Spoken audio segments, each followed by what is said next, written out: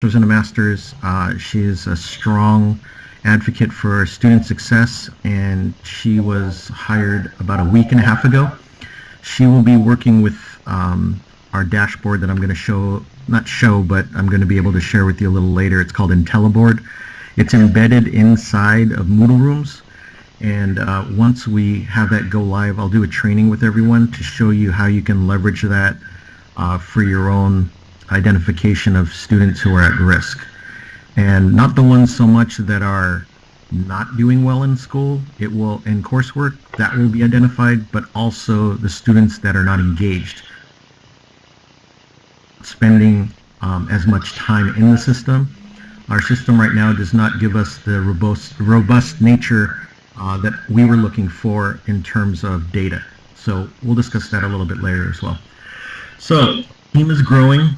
We still have a consultant resource that is available for some work. The majority of their work is focused on a large project that has to do with onboarding of students from the beginning, meaning that from their portal accounts all the way to Moodle Rooms, to being enrolled in the writing lab, and into the orientation. That it's a very manual process at the moment, and we're trying to make it a lot more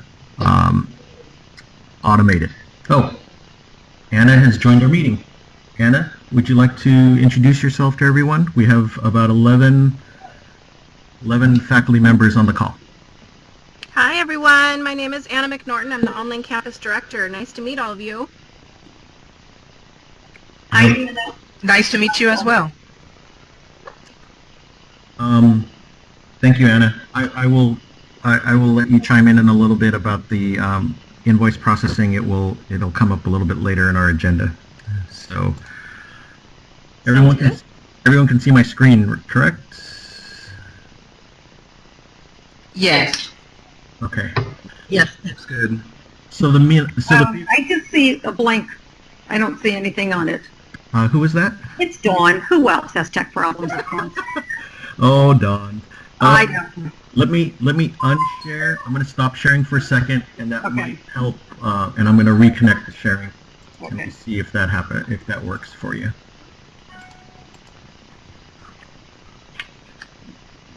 Let me know. It says loading. That's a good sign.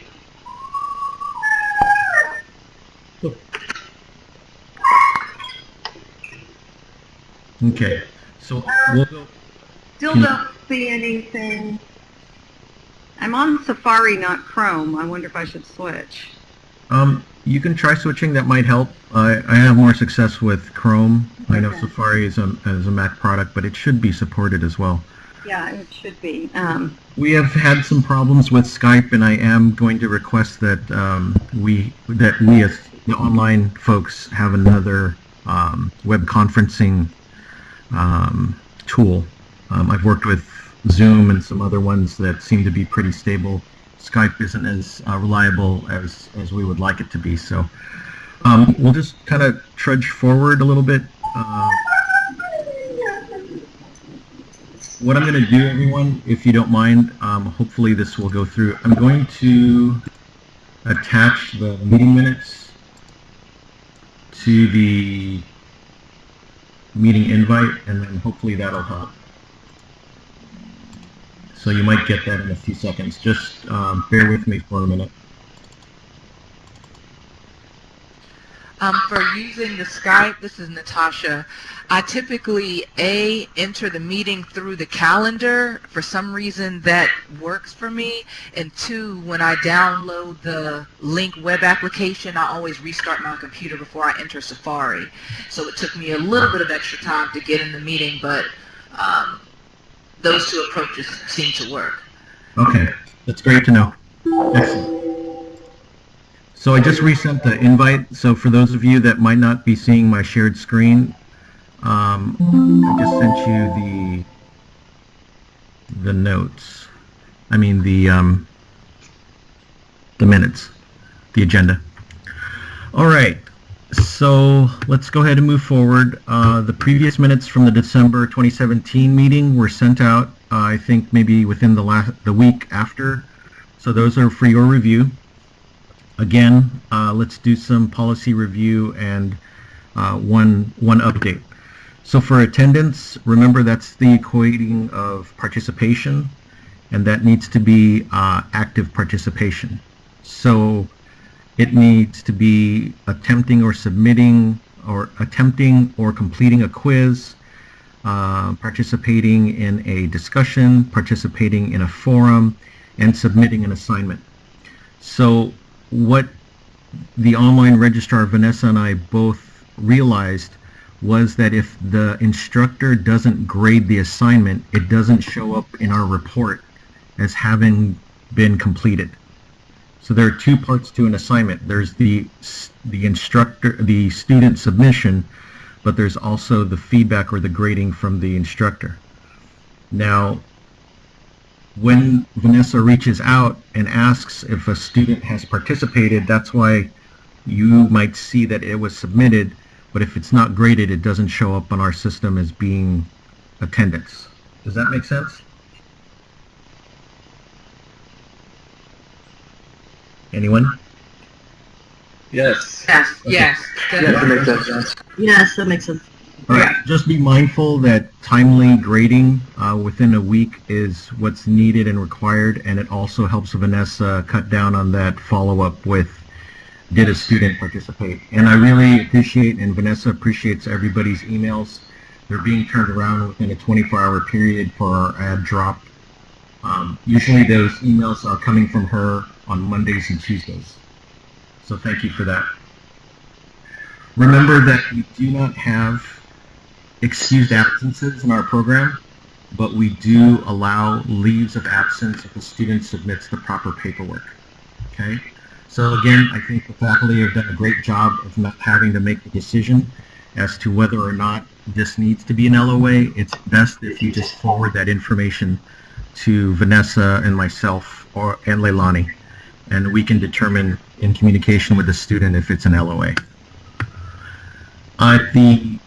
The syllabus, this has been completed, so I can take this off by the next meeting, but all of the syllabi have the weeks and how many units, and now we're all aligned, including the anatomy and physiology instructor syllabi. That's say 8 weeks, and for them it's 2 units. Incomplete grades need to be submitted within 7 days of the end of the semester. So on the last day, if you haven't submitted a grade, it's incomplete. And then if an update hasn't been submitted to our registrar, then it converts to the grade that's in the system. By our next start, we will probably be having some training on how instructors are going to be submitting their own grades into our student information system, Campus View. There will be some training documents. There will be some videos as well before the training is conducted, and then we will conduct the training, and you will be given all of that support, as well as being able to reach out to Anna and Vanessa for how to complete that for the next grading period, okay? Any questions? No? Okay. So, suspension of student accounts for financial reasons. Faculty are being notified when this occurs, and you're doing a great job of forwarding the students or redirecting the students to the business office and financial aid. And staying in contact with the students has been great. I'm hearing some feedback. I think it might be a speaker that's loud enough that your microphone is... That might help. I'm sorry, there were a couple of people that were in the lobby, and I don't know why it's doing that now, but I normally don't have to admit people from the lobby, but I'll try to keep an eye out for that. Okay, so we've had some recent concerns by faculty regarding certain students, and Dawn, would it be okay if I used your example? That's fine as long as it doesn't end up with me being fired. I'm cool. No, You actually did the right thing, Dawn. You always think you're in trouble. I know. No. So Dawn was, I think Dawn was starting to notice that a student might be having some learning disabilities, and what she did was she reached out to us and asked, what is the process? So we got the student in touch with our ADA rep, who is on the physical campus of Fremont, and I believe our corporate liaison or person for that is situated in Newport. So long story short, we reached out to the student and gave them the information. But at that point, it's incumbent on the student to fill out the proper paperwork, go to their healthcare provider, who will sign and verify or clarify some of the required documentation, and then send it back to our the person on our campus that takes care of that. At that point, Don, we don't reach out to the student anymore and ask. Anna, let me know if I've got that correct in terms of our process. Anna? That's correct. Sorry, I was on mute talking to myself. Okay. No, it happens. That is absolutely correct. So just to confirm, I want to ensure that the student does the form, and that would be Eric sending the form to the student, and it is, yes, absolutely correct for the student to return it from their physician. So that is correct. Great. And then the follow-up would be you would let us know as an instructor, because I know I did follow up with Eric to see if anything had been heard, see if I needed to make an accommodation for the last exam. But Unitek would notify us that, hey, this person has this verified, and this is how we will accommodate their learning disability or whatever else is needed. Is that correct? Yes. And just to clarify, my understanding is also that the accommodation is only in effect when we've approved it and reviewed and approved it. So we can't retroactively go back. So let's say that the student, the time is ticking, the semester is starting to close, and they come back a week later. We can't go back and accommodate what was already submitted or what has already been missed. Only in that point in time moving forward. Yes, so, that makes sense. Yeah, thank you. And that's just a timeliness issue.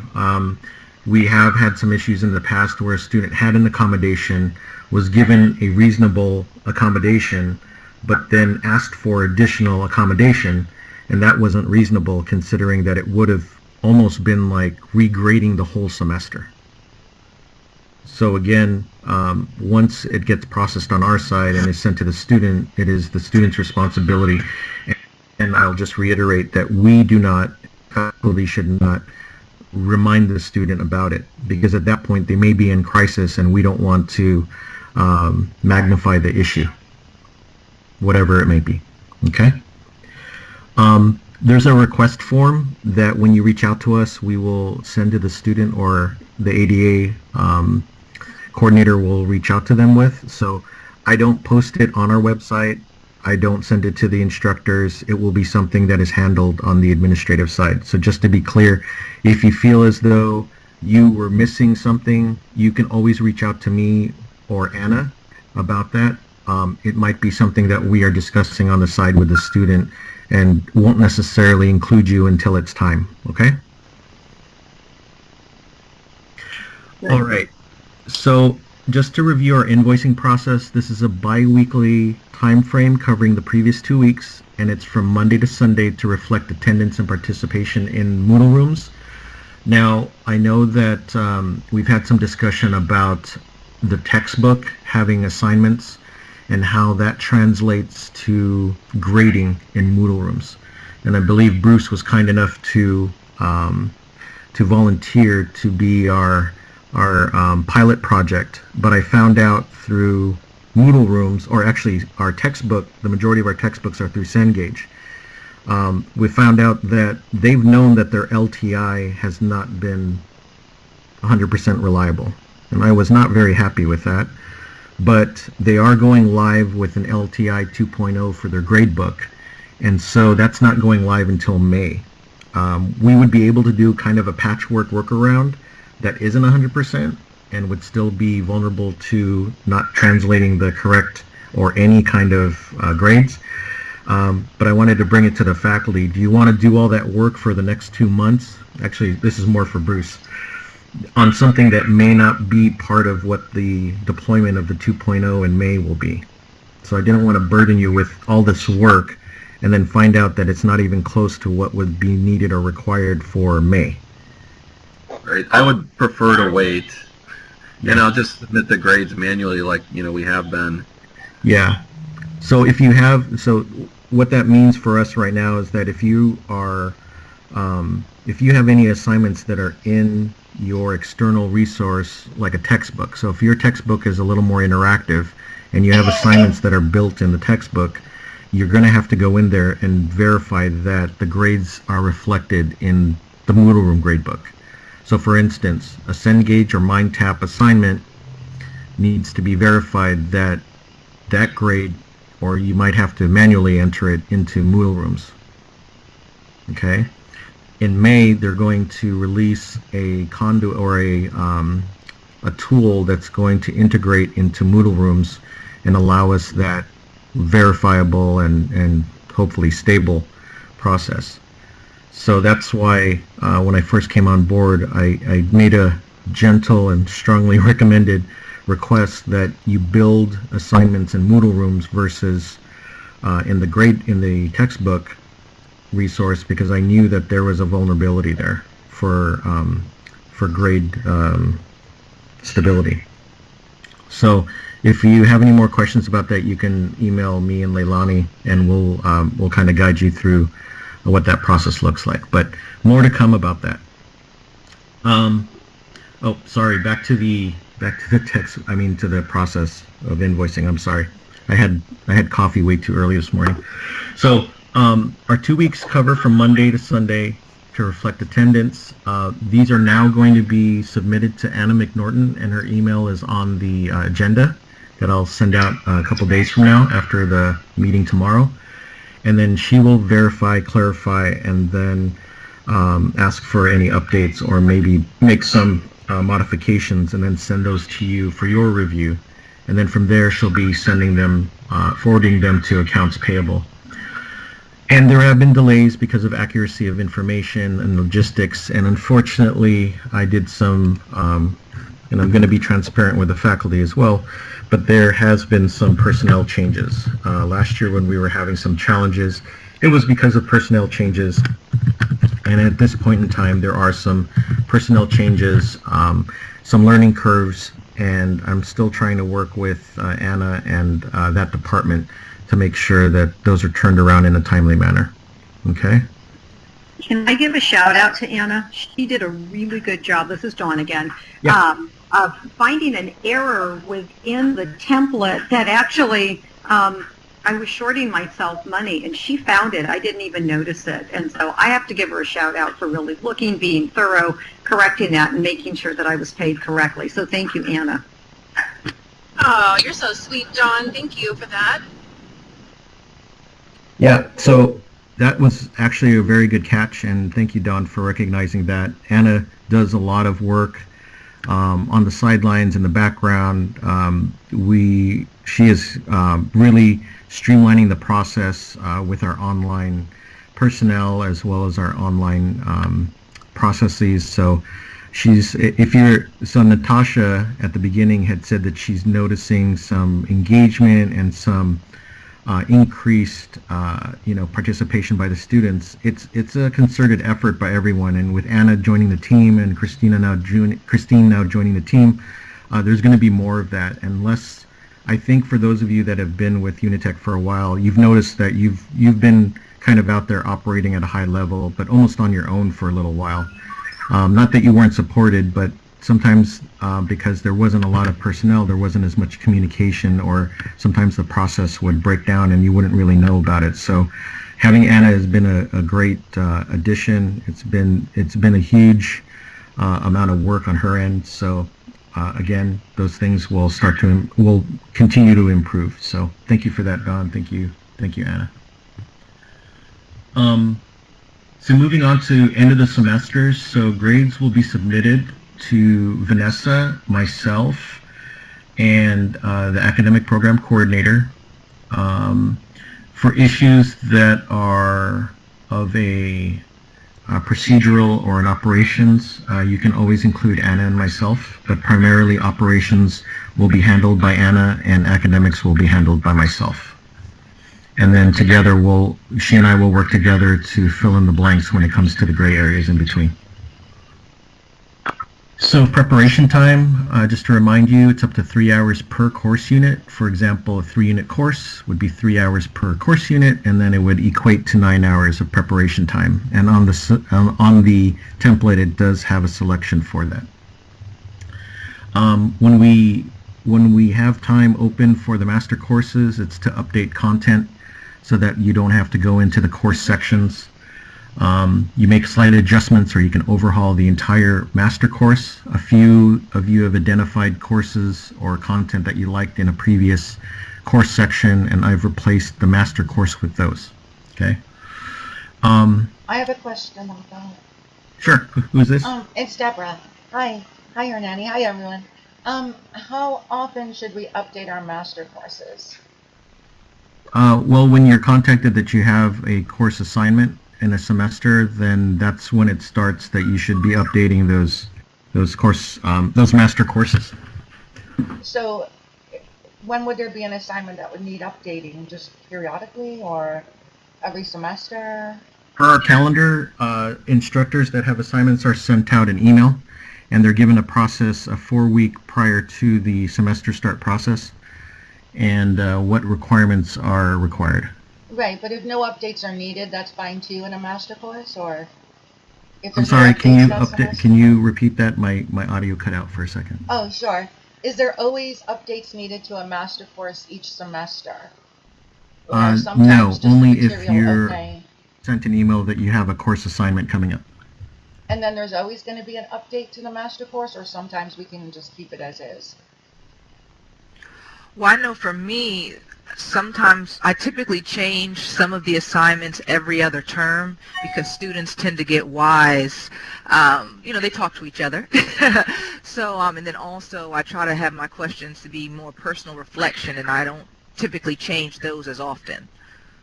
Okay, so sometimes just mix it up every other semester if nothing's changed, or... Personal reflection, I typically don't change those because it's kind of hard to replicate that, but the actual structured assignments, I try to mix those up as much as I can. Sounds Just good. because I know that the students talk to each other and students have reached out to me and confessed, who was doing. You'd be surprised what students will tell you. Yep. So that has kind of had me focus on the structured assignments, yes. The personal reflection, not so much. Okay, so you could go 2 semesters in a row without really making many changes, though.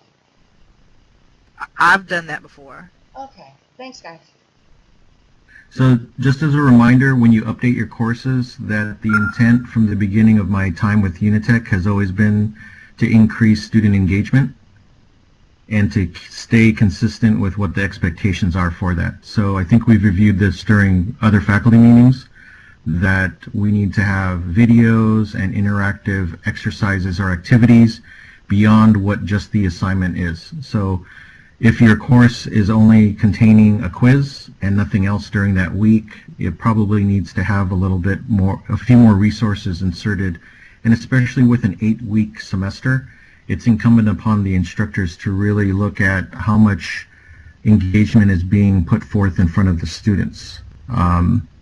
We've done a review with Abdel, our chief academic officer, as well as Leilani, and we're trying to remove some of the things from the courses that aren't necessarily engagement. So I believe there might be an activity called attendance that is in each course, and there are a few times where we've missed it, but for the most part we've removed that activity because that isn't something that the students are actually submitting or would require us to see as participation. But in the gradebook it actually shows up as participation. So it's erroneous to have an activity that says attendance. And that wasn't a mistake or anything on the instructor's part. It was just us streamlining with what the requirements were. So evaluations is a new process. Faculty evaluations are a new process that will be coming in March, and that would be, I think, close to about a year since I did those annual evaluations. but it will include Anna as well as our academic program coordinator, Leilani, to provide some feedback.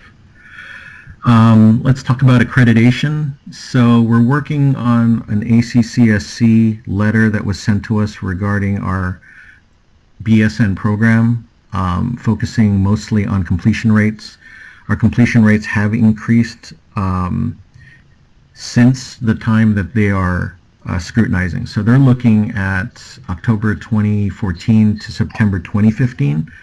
None of the present administration was here during that time, and we've increased some of the resources as well as streamlined some of the processes and expectations.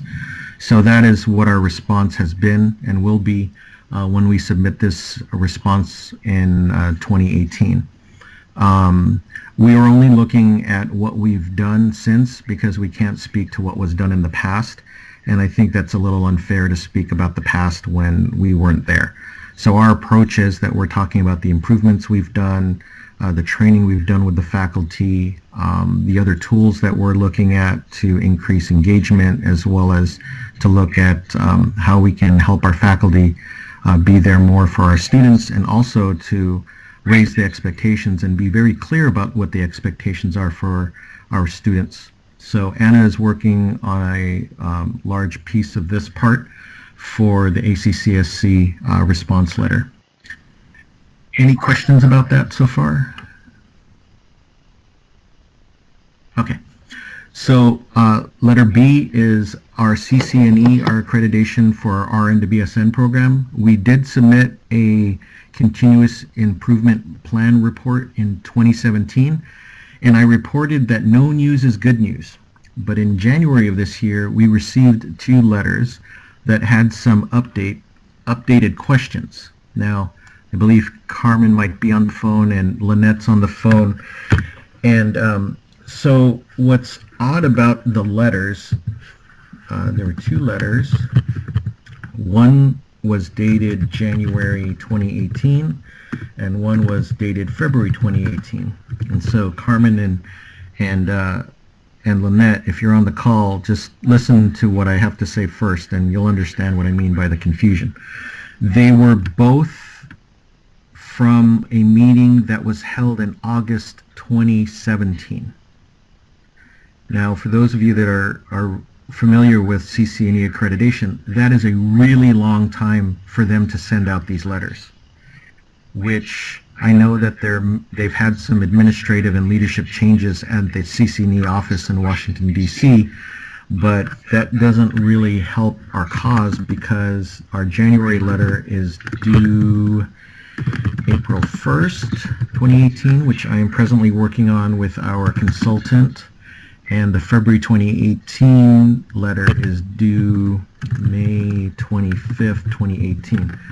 So what's odd about all of this work is that we have a site visit coming in spring of 2019, and our submission of our self-study is in March 2019. So we have all of these reports that are coming, but to be honest, from what I've heard and what